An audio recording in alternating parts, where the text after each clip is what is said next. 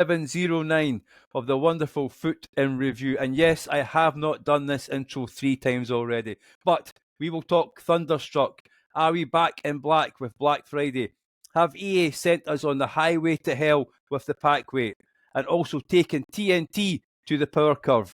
And is Physicality a whole lot of rosy? But before I add in any more AC/DC song titles and we get sued for it, let me introduce from the Tuesday Club, Mr. Blue himself. It's my good friend Graham, also known as Homer. How you doing, my friend? Oh, good, Chris. Thanks for having us. Great to have you on, mate. Great. Actually, really enjoy you listening to you guys on the Tuesday Club. Well worth catching that. If you guys, anybody else out there, haven't caught Tuesday's episode, it was really good. Really enjoyed it. And the man with the twinkle toes, he gets elite with his feet. He is none other than Talando. Hello, James. How you doing? Hello, good afternoon, everyone. It's great to have you on. And there is no rumour, or truth in the rumour, sorry, I should say, that John was wanting to ban James from the podcast after the mighty Celtic beat Feyenoord at away from home. Come on, James, you've got to tell us a little bit about that. What is it, the day that we won away, Chris? Yes, the day that you won away. Fantastic result for Celtic. Absolutely delighted, mate. Aye, buzzing. But I have to say, John texted me straight after the game. Congrats, mate. So all in good spirits. I will not mention Farmers Leagues because I will definitely get him banned from the pod. But let's quickly move on. Let's move on to a promo I think we all look forward to. We all cannot wait for it to happen, and that is Thunderstruck. I just wonder, Graham, if you could quickly tell us how the cards, because they are live cards, how do these cards get upgraded? So they get upgraded based on the club that they play for, or if they're an icon, the club that's been attributed to their past. So for Fernando Torres' sake, Atletico Madrid. So the way they're upgraded is dependent on their next fixtures, the next 5 games. So if they win 2 or draw 2, they can get a playstyle upgrade. If they win 3 or draw 3 in their next 5 games, they can get all the roles plus. If the club scores 10 goals in the next 5 matches, they'll get a playstyle plus. Now, if the player has a playstyle plus already, that'll just be a playstyle. And just double checking with the normal cards, just the same for icons and active players. So it's Black Friday. I think Thunderstruck generally always comes around there. First of all, we've got to say, card design for Thunderstruck, as always, smashed it out the park. Cards look absolutely gorgeous and beautiful. Let's talk a little bit about the teams themselves then. So we'll start with you, James. If we go with the actual Thunderstruck team, because there is Thunderstruck players and there is Thunderstruck icons as well. Is there any cards in there, probably loads of cards in there that take your fancy, but ones that are probably maybe, I would say achievable, but we're going to talk about pack weight in a couple of minutes, but actually coin value, you think to yourself, yeah, that's worth a shout. Maybe a favourite from last year, Chris, Pedro Neto. I can't remember for the life of me what promo card they had last year, but it was very, very good. I enjoyed it. And we've got another Pedro Neto here, 88 rated, 300 and time of recording 316 at the moment, 1,000. So it looks a fun card. Pace is always good in this game, and of course we'll see if that's been combated later regarding physicality, and we'll talk about that later. But he's got Tiki Taka, which is always good. A whip pass. If you like to play advanced forward support, when they go wide, play like an inside forward, you could possibly do a quick cross. He's got all the trademarks for a good player.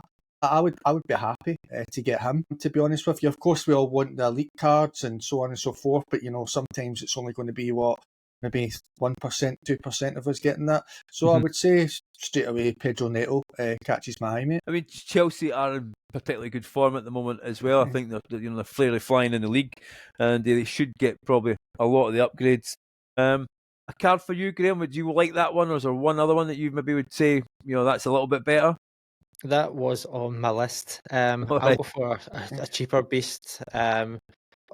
Chelsea player as well, but Sam Kerr. She's only 50.5k so far. She's obviously striker. She can play advance forward and target forward plus. She's got gold finesse, but she's also got silver or low driven. So the two meta finishing styles, and quick step silver.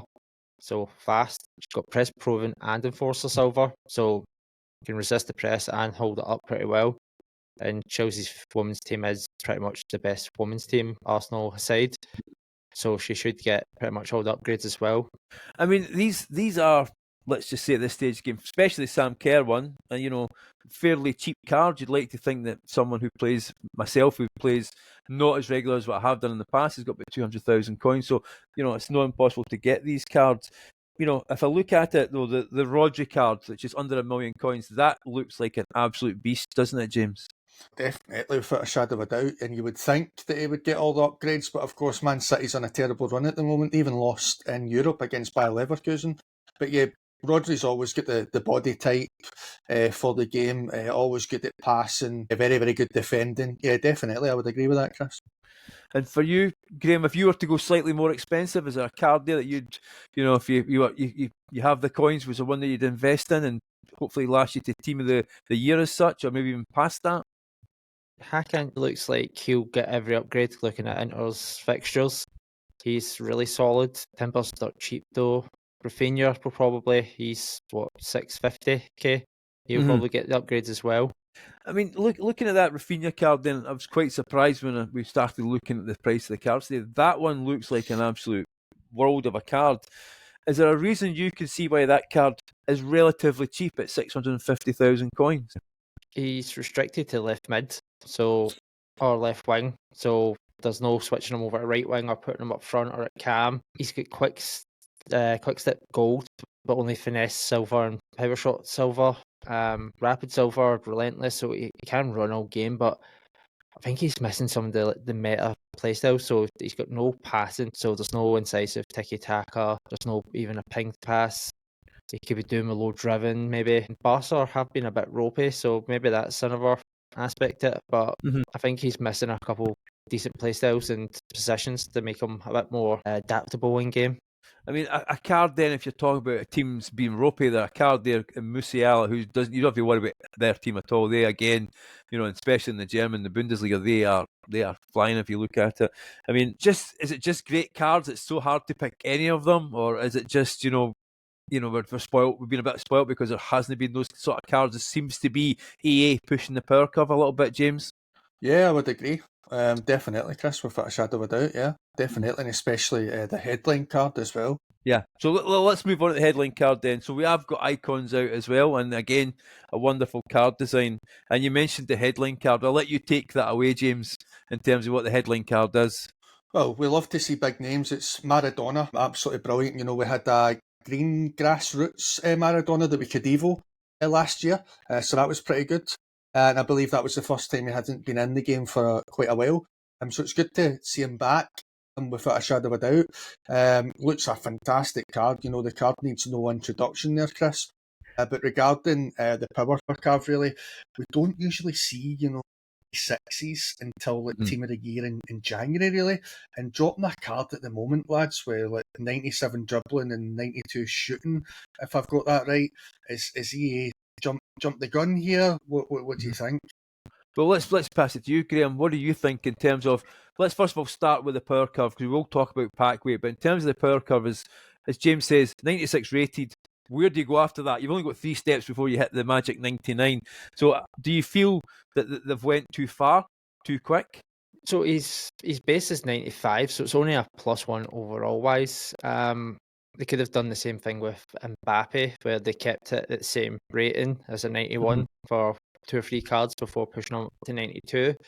But obviously, he's the headliner, so they are going to push it out a little bit and make him 1 overall better and stat-wise better.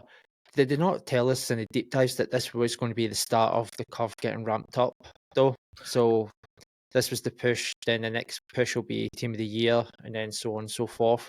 There's going to be a scheduled boost in the curve, so it's not surprising when they've sort of given us this heads up at the start of the year, this roadmap of where they were going to go with it.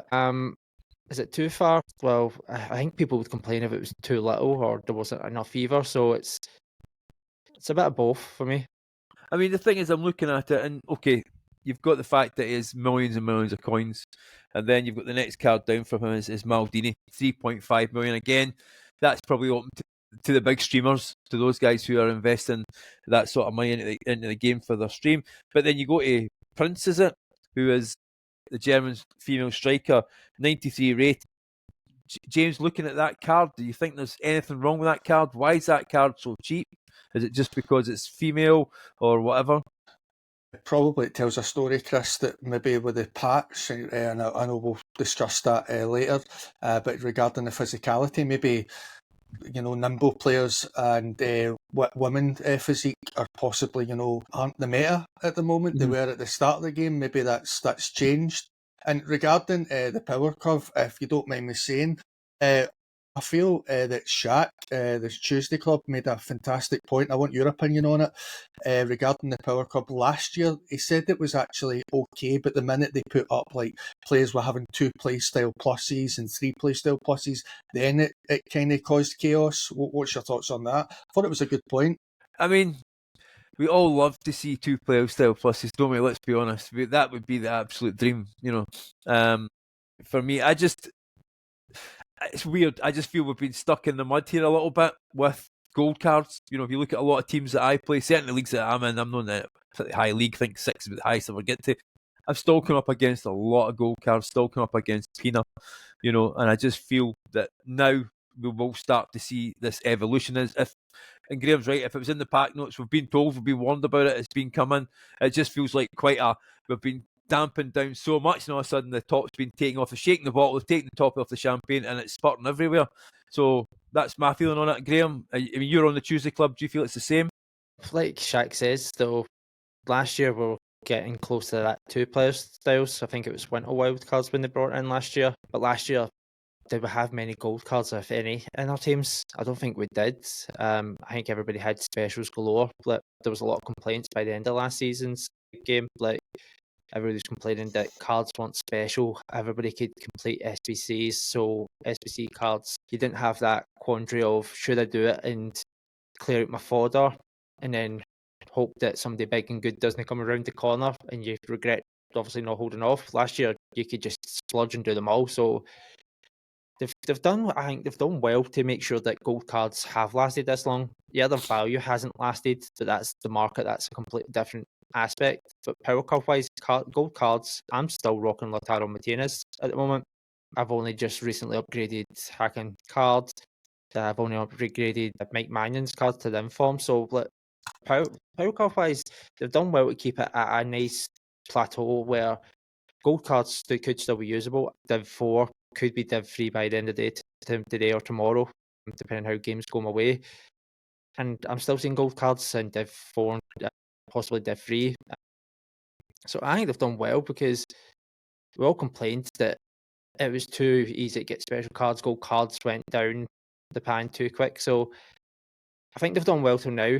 But as you said, I think everybody was getting a bit bored of them. And now, like they said in the roadmap, Thunderstruck's the first marker where they're going to really sort of push it forward a bit. But one thing I did notice is not everybody's got a Playstyle Plus, so the bottle's not completely overflowing just yet. They've still held a little bit back because this time last year, pretty much everybody had a Playstyle Plus on their card.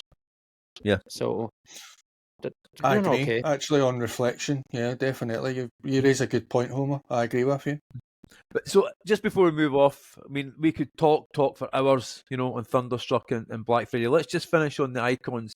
Is there any icons in there that we could tell our listeners to watch out for? I've highlighted, Prince the Striker. Is there anything else you think, value for money wise, you would be tempted to invest in?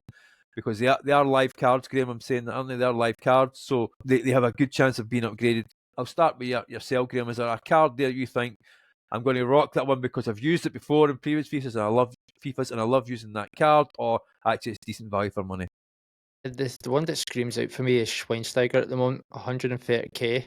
He's linked to Bayern Munich, so he's going to get the upgrades pretty quickly, pretty easily. Central mid can play left mid as well. Has some good playstyle pluses, box to box playmaker and winger.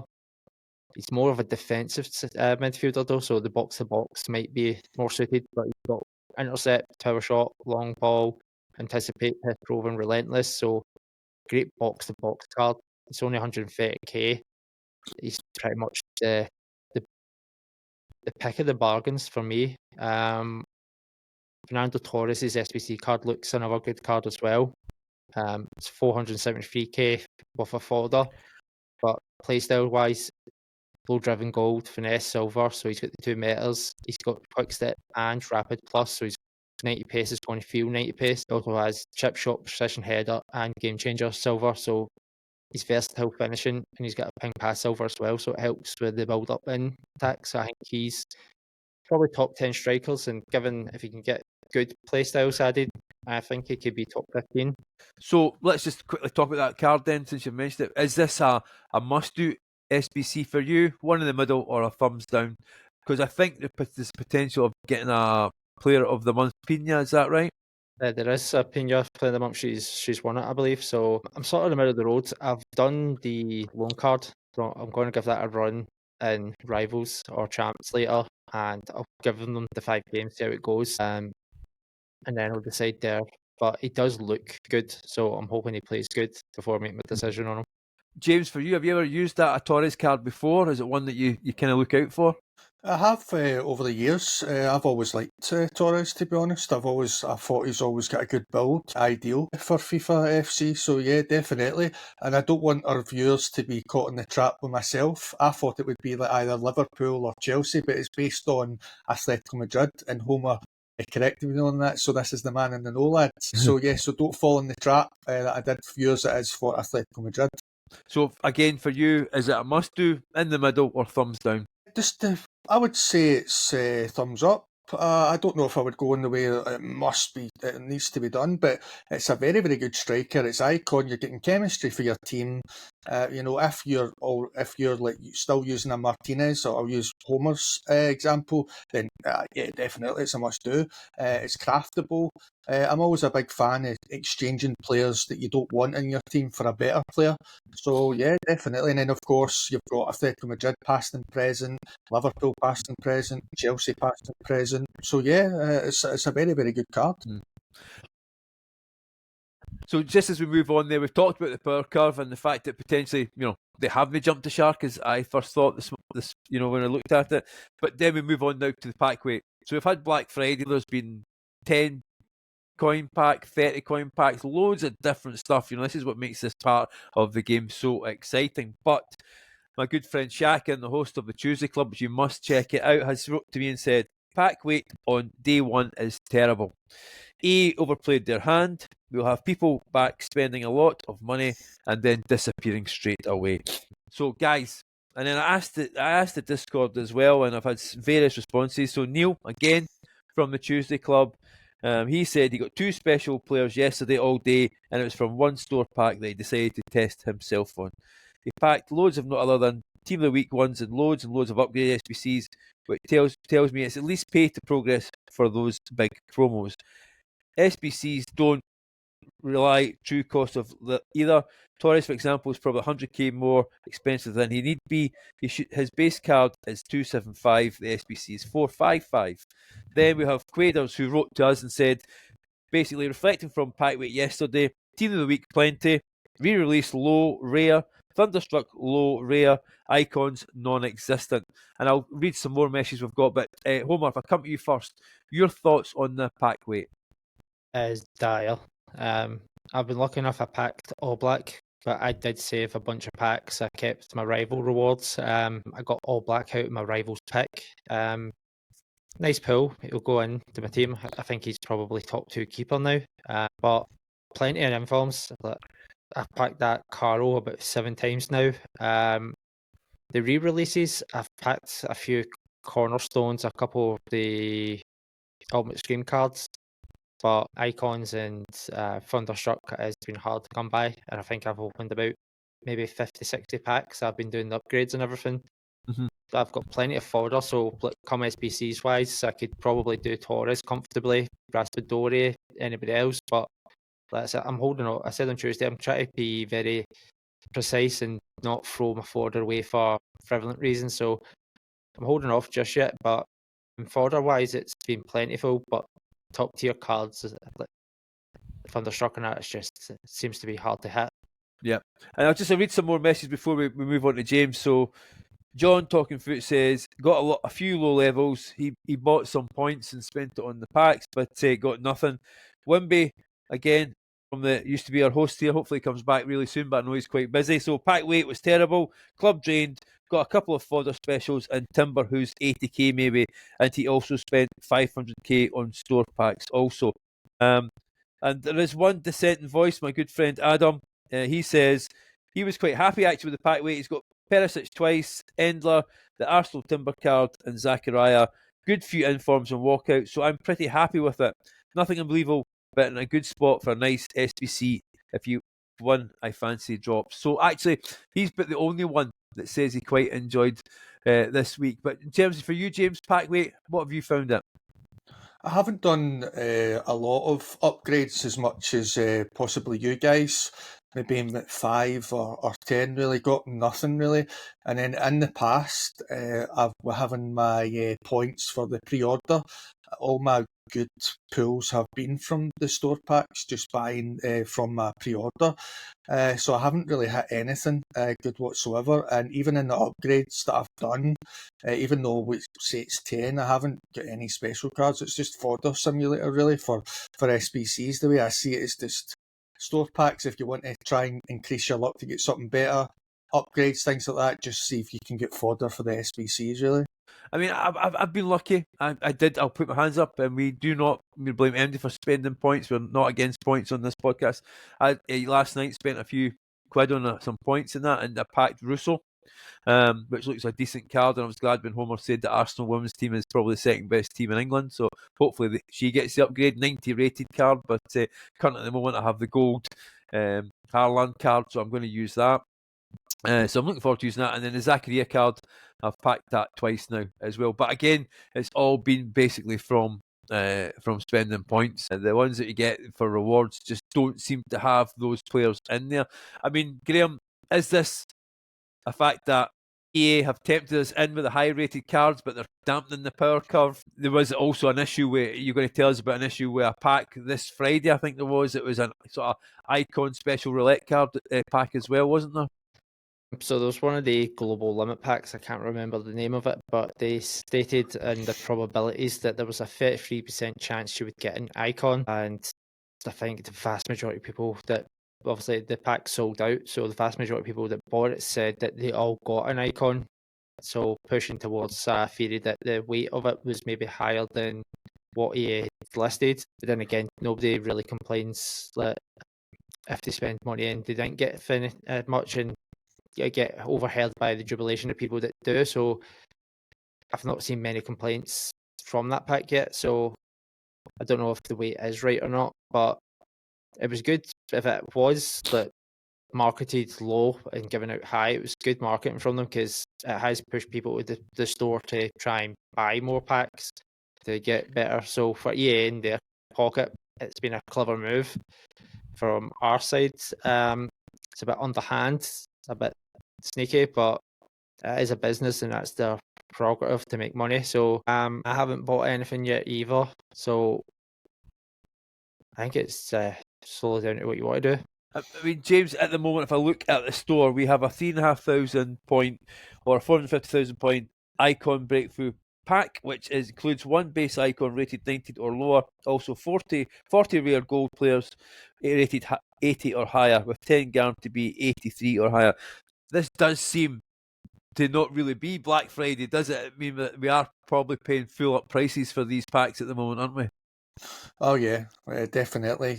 Usually companies have discounts and things like that, but no, not with EA. But just like Homer said, it is a business, and I hate to say it, but I admire the marketing team. They're just one of the best in the world. So they use all the psychology tricks and all these Jedi moves that they do. It's just it's unbelievable. But again, it's just a business at the end of the day. No. So, guys, from your point of view, in terms of the promo, we love Thunderstruck. We've enjoyed Black Friday. But what let's do is we'll grade it from an A down to an E. Let's start off. If you give me your grade for the promo itself, mark for Black Friday. Let's start with you, Graham. What do you think about the promo first and foremost? How would you rate that? Be negative.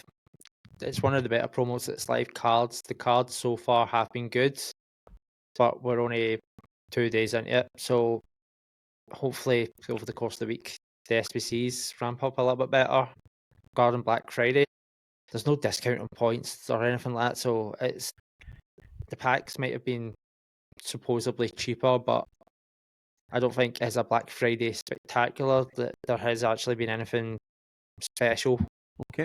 And then James, yourself, what rating would you give to Thunderstruck the promo? I would say I think they always hit out Thunderstruck out the park. I like it. It's one of my favourite promos, to be honest with you. So I would say that, yeah, definitely. And then I would again, regarding Black Friday, I would do like D or E. They haven't always got that right, in my opinion. No discounts, no rewards for their player base. And then if they do, there's a reward. Here's this pack, but you have to pay £20 for it. So So yeah, I would say that. I mean, I'm with you guys. I think Thunderstruck is one of my favourite ones. I hate Team of the Year, and then Team of the Season is one that it just seems to go on forever, and it just obliterates the game. Foot Birthday I really like, but this is my favourite one. If I'm being honest with you, this is one of my favourite ones, and I'll give that probably an A for me. And in terms of Black Friday, there's been quite a lot to do. All I'd say has been a lot of Energizer packs, a lot of cheap packs that way, a lot of challenges, quite an exciting part of the game.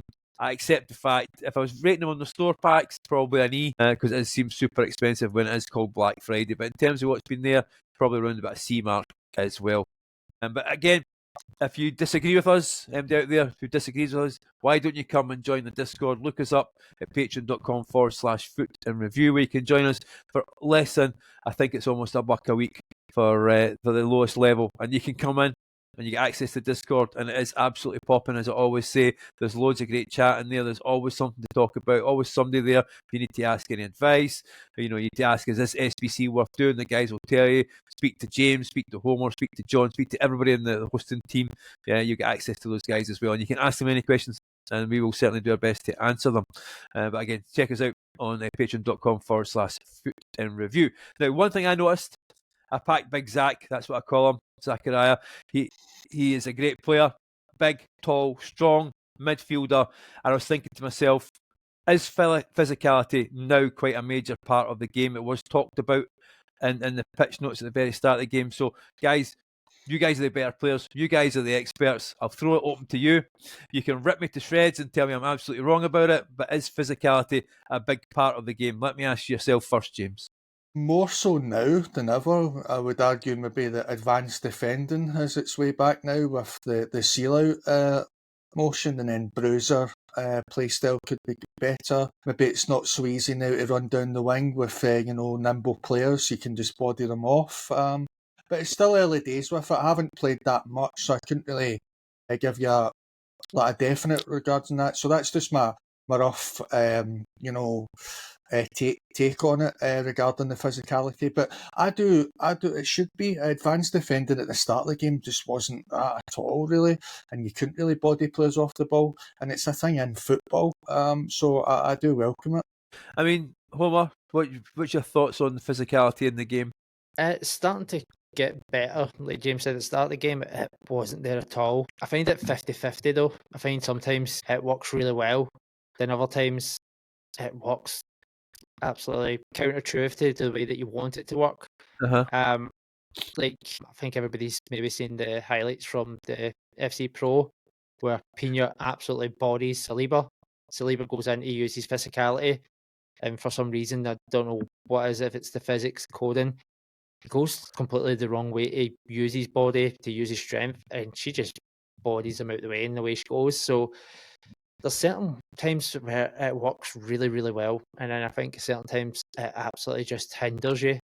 That's one of the things that you've got to really find that sweet mark and hit it correctly for it to really be a useful tool. Other times it's just non-existent.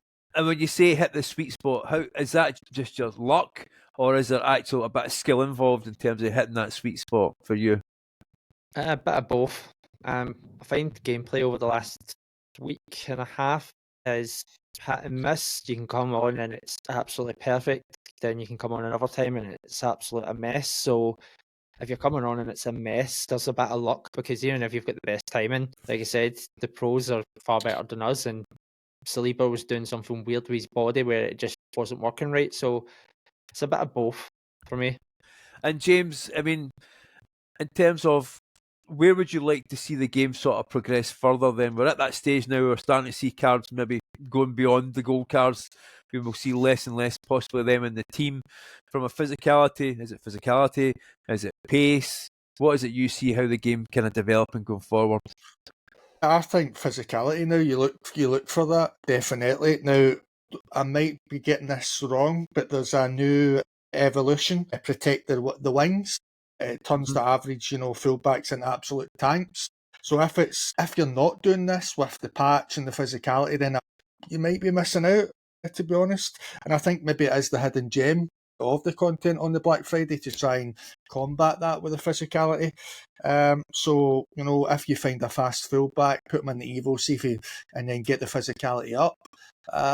But again, it should be there, definitely, and it should be a lot better than what it is in terms of advanced defending. I thought they got it absolutely perfect last year, and it's just went backwards, really. This year. Graham, would you agree that the defending has went backwards from last year, the advanced defending?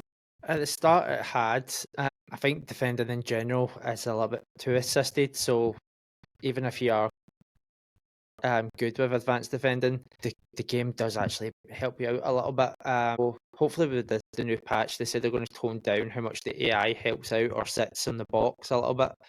Might make it a little bit more open. And if you are going to defend, advanced defending will work better because it's more of the manual input than just sitting back and holding off.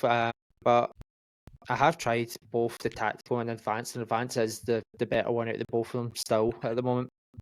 So again, guys, I think it's more for people to make their own mind up. I feel it's a big part of the game now, and listening to you guys, I say far better players than me. It seems to be coming on. But you did mention the pros there, Homer, and you gave us an amazing breakdown last Sunday, and I think a lot of it come true. To be honest with you, there was some really top performances there. And did you manage to catch it, Graham? Did you manage to catch the stream? I managed to watch Mondays. Tuesdays I only got bits and bobs of it, so it was pretty good. Monday there was some wild gameplay, ball bouncing about with no control, ricocheting off of people. Wild fouls committed for barely touching players, but overall it was good. I learned quite a few things, noticed quite a few things from the pros. Just like I said, the way that they pass the ball, the space they make is just unreal. I mean, I listened to you guys talk about would we score a goal? Would elite players score a goal against a pro? I think you were very dismissive of the fact that would actually happen. I mean, I think what you can see when you watch the stream, and I did watched a fair bit of it and enjoyed it, is that these guys, the game seems to slow down for them. Well, we are, myself particularly, is looking at it and everything's going 100 miles an hour. Those guys almost like they've freeze framed it, and they can actually see it frame by frame what's going to happen to the players. James, did you manage to catch any of it at all? Unfortunately not, I did not, but with the pros, when you're saying a freeze and things like that, I would imagine that every pro really has always got 5 moves ahead of them. They're always anticipating. Their anticipation is absolutely fantastic. Their player locks, how they anticipate the defending, just on a different level, really. So I didn't see it, but I would imagine it's good. I seen it last year. I know all the usual suspects in it, absolutely fantastic players. So yeah, I would imagine just treat it like chess. Always try to be 5 moves ahead, 6 moves ahead. Yeah, I mean, I must admit, I did have a conversation with James. I think it was off the air about Anders, and actually, sorry, with Graham there about Anders. And to be fair, when I watched him, I quite actually enjoyed a little bit of his antics. I did find the fact that when he walked away, quite a strange one as well, be off-putting for his opponent. But I had a quick look at the cards. I know we've not really spoke about it. As I looked at what price the Anders card is, he's Darwin Núñez, if I'm not mistaken, and I'm surprised that he is actually at 72,000 coins. He is at the moment 88 rated on Footbin, and to be 72,000 coins now. I check it. Is that a strange price for you guys? Is that just the fact that we're into Thunderstruck and they've been overtaken? Are these FC Pro live cards now a bit obsolete at the minute? What would you think, Graham? Sort of normal. They'll get a boost during the actual event, but once the event's finished, that round's done for the group players. Generally, the price does drop because I don't think they play again until January now. January, yes, it's January. So there's no boost for quite a while. So obviously people will try and stay liquid, still try and get out.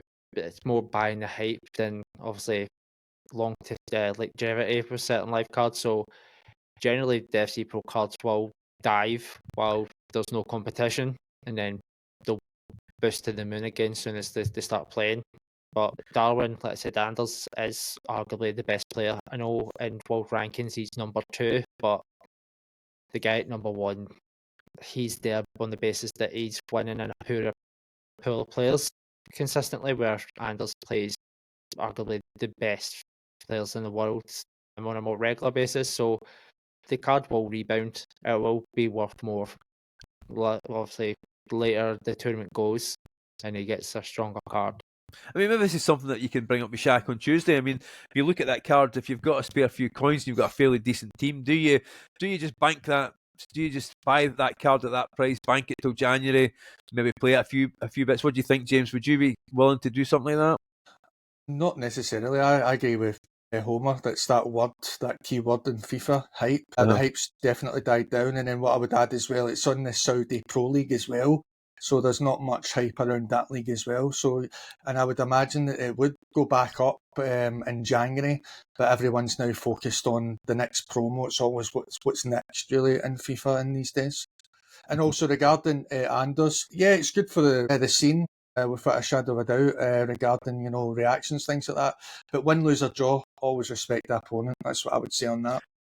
No, and to be fair to the lad, he didn't have a dig at his opponent. He had a few goes at the commentators, I think, when he was doing it, which was quite funny. But when he walked off, I think it was more the fact he was, as Graham says, they were frustrated with the game, the way the game was playing. I think it was mentioned on Tuesday's show as well. Was there any pros that did surprise you, either in terms of the performance was quite strong, or actually the performance was weaker than what you thought it would be? I thought Manu was a bit poorer than I was expecting. I thought he'd be a bit stronger. I think who else? Tuga really impressed me. He's one of the oldest, if not the oldest, pro there. I generally thought he might do a lot worse than he did. He actually done a lot better. So I'd say Tuga surprised me the most in a positive way, and Manu sort of disappointed me a bit. And was there anything in terms of the gameplay that you spotted that you thought, I'm going to actually replicate that going forward? Was there anything that those guys did you think to yourself, you can maybe tell the listeners, I'm going to incorporate that into my style of play? It's something that John always recommends as well. Just slow down. I say it as well, but I'm prone to getting caught up in the game and just rushing and try to rush the ball forward, get into the box. If you notice, just they slow it down. They don't use their speed unless it's necessary. They always use it at the right time. They speed the ball up at the right time. They'll keep it slow when it needs to be. So just pace management, I think, is the biggest thing. That if you could learn something, really learn how to control the speed of the game. Because once you've got control, it's hard for somebody to really. In this game, team press isn't really great. The depth doesn't do much for your press either. So if you can control the pace of the game, you've got pretty much a good chance of controlling it and winning it comfortably for me. I see you nodding there, James. Would you echo those sentiments? Aye. And then if regarding John as well, again, lads, I didn't see it, but just going back on all pros that I've watched and things like that, they always take a high percentage shot. They'd rather keep possession rather than just shoot for the sake of it, like the average player would just take shots, really. They always take the high percentage shot, and if it isn't in their mind a high percentage chance or a shot, they'll just turn back and just recycle possession. So I would, if you're watching that, viewers, I would take that on without a shadow of a doubt. That's something that you have to learn, and you just have to have a wee bit more composure and just relax, and again, slow everything down, recycle the ball. Don't be afraid to go back and forth and just try and move your opponent's defence around, and that's what they do perfectly, in my opinion. Always taking high percentage shots, chances. Wise words. Guys, the assistant referee is holding up the board with the injury time as we go into that. Just very quickly, and what is your plans for this week in FC? Let's start with yourself, Homer. What's your plans this week? I'm trying to chip away at the silver icons. I've said it before, I always love the silver stars. sort of style of the game. So I'm chipping away at them. I'm also in the campaign. There's a Thunderstruck theme the objective. So it's like score so many goals with a Thunderstruck player, with a Team of the Week player, with the UEFA Primetime. So I'm just chipping away at objectives and just playing away. So that's pretty much what I'm doing. And yourself, James, what's your plans for the week? Just play a wee bit more than what I've been doing. Really, maybe do some flash SBCs when they come along. See if I can get a couple of Energizer packs in my favour, and just maybe try and play a wee bit more, and also maybe a bit of trading maybe on the live cards. Good stuff. I mean, it is Spain 82. Unfortunately, I am of that age where I can actually remember Argentina 78. But Spain 82 is the last great, true Brazilian football team. It brought us Socrates, Eder, Serginho, Falcao, Zico. Those names just ring off your tongue when you talk about them. And for Scottish people out there, Spain 82 will always be linked to David Neary and his big toe. It's always worth watching that goal that he scored, a toe poke from about 40 yards, which annoyed the Brazilians, and then they absolutely hammered us in that game. So, yeah, you've got 3 Scots on here. You guys will know, even remember Spain 82, probably not born at that time, but what a team that is. And we could wax lyrical about them, and it's always worth catching them up on YouTube on the highlights there. But Spain 82, I'll be definitely doing some of that. I need to get that Zico card in my team. But guys, it's been absolutely wonderful. Thank you for giving up your Saturday. Apologies I couldn't make Friday, but I really appreciate you giving up your Saturday, and it's been really informative and really knowledgeable as well. So thank you again. But then there is only one thing left to do, and James, I'll let you kick it off, and that is to Drop it. Drop it. Drop it.